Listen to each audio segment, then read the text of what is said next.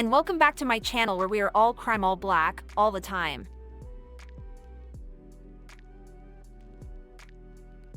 I'm just happy they got him. And justice are going to finally be served. I just want to thank God, and they get what they got coming. Was it difficult being in the same room as them? Oh, yes. You can look at them and see they both something wrong with them, mainly him. All rise. 22nd District Court is now in session with the Honorable Judge Sabrina Johnson presiding. Good morning, everyone. Please be seated. Good morning.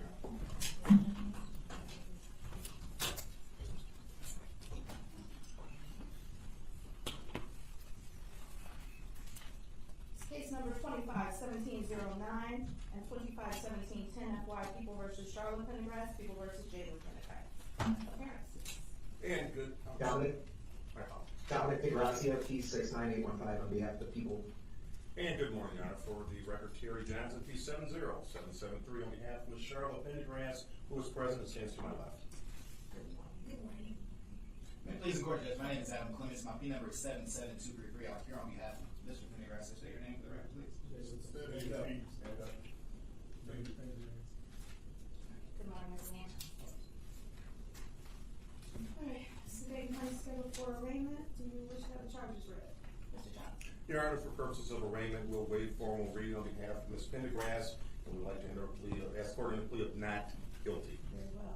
As to Ms. Pendergrass, the court will now plead not guilty. As to Mr. Jalen Pendergrass. Your Honor, we waive the formal reading of the information that's to allow the defendant to stand. We can have a plea of not guilty unless we have this. All right. Court will now plead not guilty on behalf of Mr. Pendergrass. As to bond for Ms. Charla Pendergrass. Your Honor, while I understand that these charges are very serious, I'd like the court to take into consideration the mere fact that this matter. I'm sorry. Oh, Your Honor, I'm sorry, Mr. I'm normally used to a prosecutor being in the courtroom. My apologies, Mr. Degracia. Judge, I ask that there be no bond set for each defendant, or alternatively a very high cash bond. Regarding Ms. Charla Pendergrass, she does not have any criminal history. However, she is charged with second-degree murder.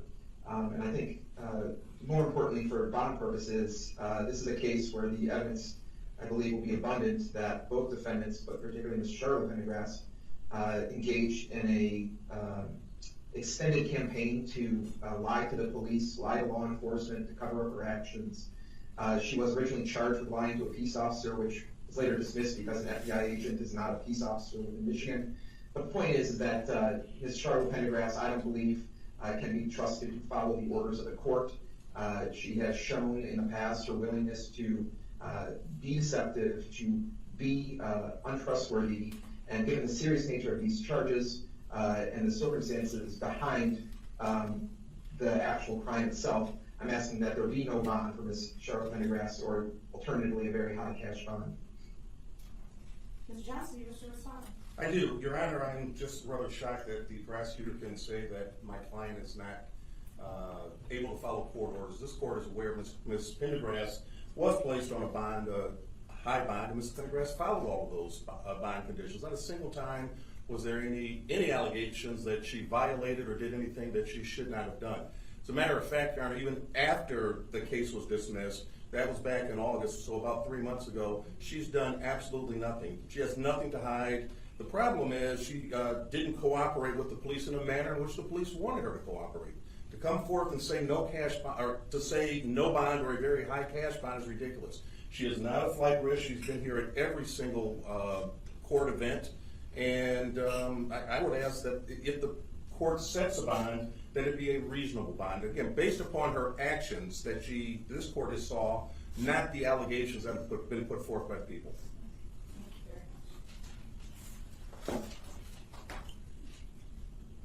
Would the court like me to address Mr. Jalen Pendergrass? In just 1 second, I have just a couple of questions. Where does she work? She's a caregiver, Your Honor. She's someone who lives in the home? No, Your Honor.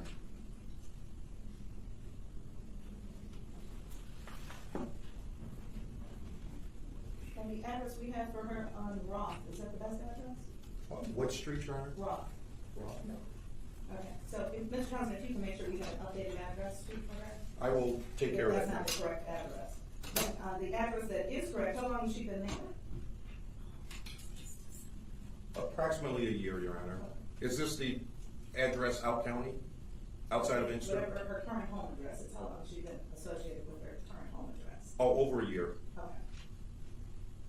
All right, court, in consideration of the charges, in consideration of public safety, and I am concerned about the charges that include tampering with evidence and or allegations of not being cooperative with the police. The court is going to set the bond at $5 million cash. And you are not to leave the state of Michigan without permission of the court. If you do make bond, you'll be on a GPS tether. You may not be in possession of any weapons, ammunition, drugs, or alcohol, and you can have a seat for the moment. Mr. DeGrassi, as to Mr. Jalen Pendergrass. Well, obviously, Your Honor, the seriousness of the charges are severe. I would ask for no bond or very high cash bond, but Mr. Pendergrass specifically, he again, like his mother, showed a willingness to lie to police and to deceive police. But more than that, he is presently charged in Oakland County with making a false report of a felony. He was originally given a tether bond, which was reduced. And since that bond was reduced, it's my understanding that the defendant has recently been arrested under suspicion of operating while intoxicated. Now, it's my understanding he hasn't been charged with that crime, but he said at least has had police contact while he's been on bond in a pending case in Oakland County.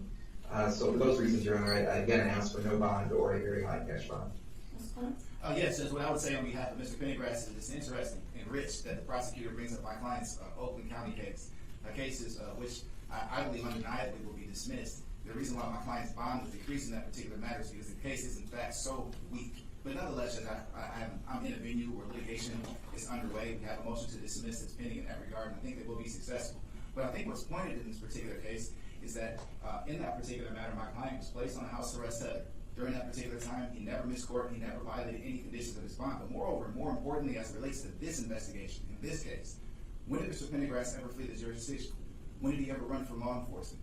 When did he ever refuse to come in and meet with them? And it's news to me that he ever provided any false statements. I'm sure Mr. DeGrazia will give you some discovery to that effect, but I've never seen any of that information to suggest that he's provided any false information to law enforcement. So rather than attack a criminal history, the prosecution is asking the court to look at allegations that didn't even lead to a charge as it relates to an OWI. And that's purposeful. And the reason for that is because my client has no significant criminal history that the prosecution can point to. He's been compliant throughout this entire ordeal.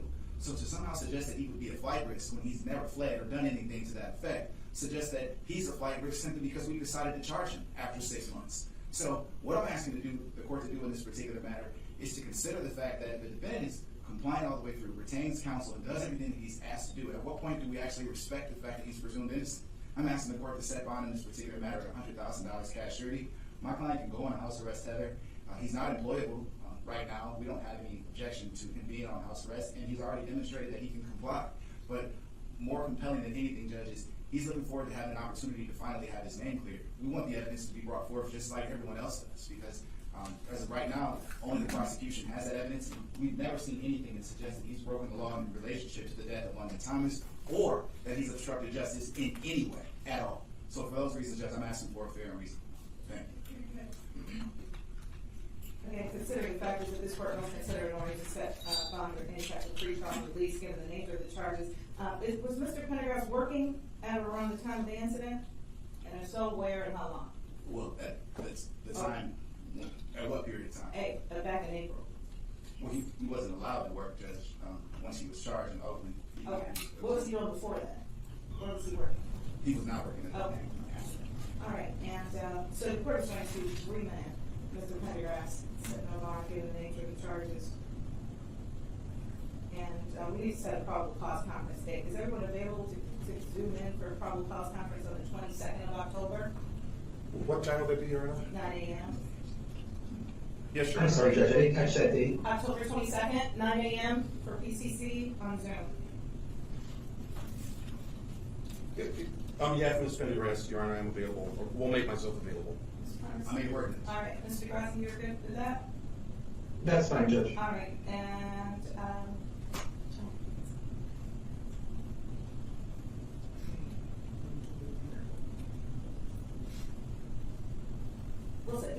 sooner. We'll set up exam dates. But I was gonna try and see if we could pick exam dates since I have all of you here and everybody's got a calendar. Oh, I understand, Your Honor. I would hope, once we receive discovery, Then you'll have a better idea of how we need to schedule.